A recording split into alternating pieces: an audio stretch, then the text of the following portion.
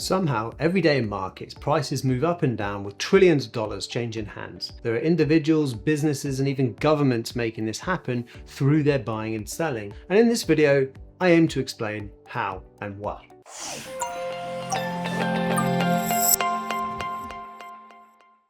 Hi guys, it's Jasper, market analyst for WeTrade and founder of Trading Writers. So in market speak, buyers who think the price will move higher are called bulls, and sellers who think the price will drop are called bears. It is the interaction of these buyers and sellers through the forces of supply and demand that make the prices move up and down. And this is the way all markets work. Say you're looking to buy a house on a very popular street where not many houses come up for sale. You can expect to pay more for that house than if you chose a less popular part of town where there are lots of houses for sale. That's supply and demand. To visualize it, supply and demand works like this. Let's picture now our usual price chart with time on the horizontal axis and price on the vertical axis. So while demand is greater than supply, the price rises. Then eventually the market hits a price where demand and supply are equal and the price moves in a sideways range. Once supply is higher than demand, the price starts to move down again. Now in drawing that chart, for simplicity, we've drawn one line representing one price. But that's actually not quite how it works. There are two prices that we have to consider at any one time.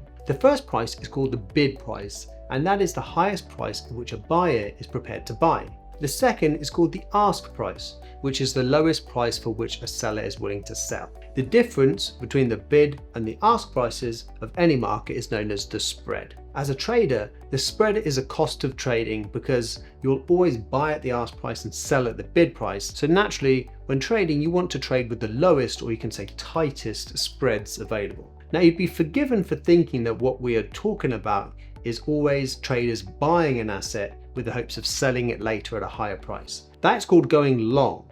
But there is a second way, which we call going short. This is precisely the opposite. You sell an asset with the hopes of buying it back later at a lower price. The ability to go short is very helpful because as a trader, there are now opportunities to profit in falling markets as well as rising markets. But how do you sell something you didn't buy before, I hear you cry? It's a very logical question, and the answer is that you effectively borrow the asset first, normally from your broker, and then give it back to them after you've bought it back again. Once upon a time, this did require a bit of arrangements.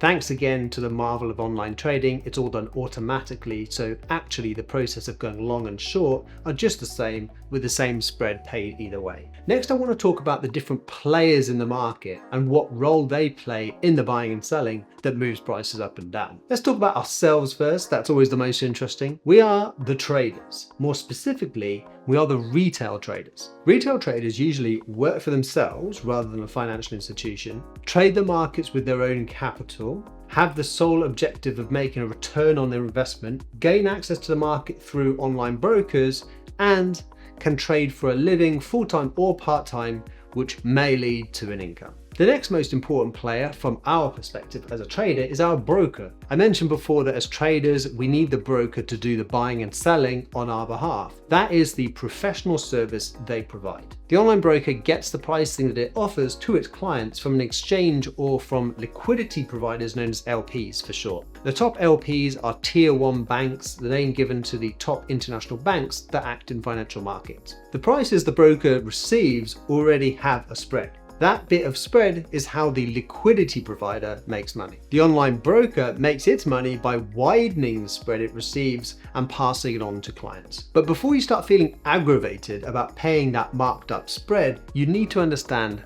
that's your cost of entry, my friend. Tier 1 banks only deal with institutions and very wealthy individuals. For the rest of us, online brokers make trading possible for us, for which, in my humble opinion, the spread is a small price to pay. Professional traders. Now there are also the professionals or institutional traders. Professional market participants are broadly split into two categories: the buy side and the sell side. The buy side is made up of hedge funds and pension funds. Their goal is to make a return for their investors and partners by investing funds in the market. Buy-side professionals are in many ways like us retail traders, except they work for other people and invest other people's money. The sell side is dominated by the major global banks, but your online broker is also on the sell side. Their job is to facilitate investing and trading. The official word for them is intermediaries, but they are effectively the middlemen between the buyers and sellers. There are lots of different sell-side professionals, for example, investment bankers, but as traders, we are most interested in the market makers. I know some of your faces may have just turned white after hearing those dreaded words, so let's explain. The job of a market maker is to provide liquidity. Let's discuss liquidity and come back to market makers. Liquidity is just a way of measuring how easy it is to buy or sell. More specifically, how easy it is to sell an asset at a price reflecting its true value. If you have to sell something for half of what it's worth because you can't find the right buyer, it means what you're selling is illiquid. Certain assets are more liquid than others. Cash is the most liquid, while tangible assets like real estate, fine art, or antiques are the least liquid. Generally speaking, the higher the volume of trading within a financial market, the higher the liquidity. This is because the more trades taking place, the more likely it is to find a buyer and seller that agree on a price. Low volumes, meanwhile, normally means that trading liquidity will be low. When there are lots of buyers and sellers and market liquidity is high, then the spread will be narrow or tight. When liquidity is low, the spread will widen. Let's get back to our friend, the market maker. Making a market is done by quoting bid and ask prices. What the market maker is doing is acting as a buyer and seller. Having this constant buyer and seller in the market is incredibly beneficial to traders because it increases liquidity, i.e. makes it much easier to trade and lowers the spreads. The reason the market maker is constantly willing to buy and sell is obviously not out of the goodness of their heart. But to clarify a common misconception, the market maker is also not trading against any one trader. Let me explain how it really works. When you as a trader buy from a market maker, there will more than likely be another trader selling to them. So while the market maker is selling something to you, and technically on the other side of your trade, at the same time, they are buying the same thing from another trader. Naturally, if they are buying and selling at the same time, the market maker is neutral about which way the market goes. They are simply there to match the buyer and seller and earn the spread.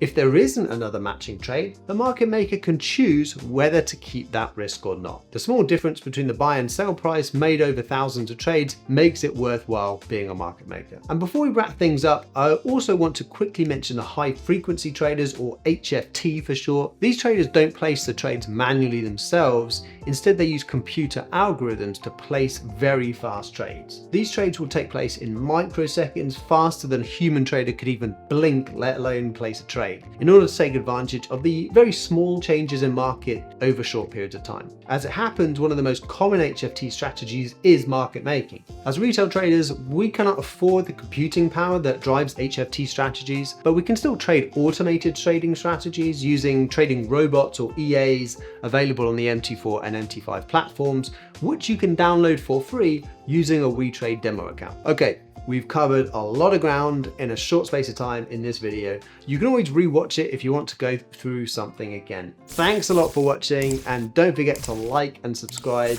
Happy trading.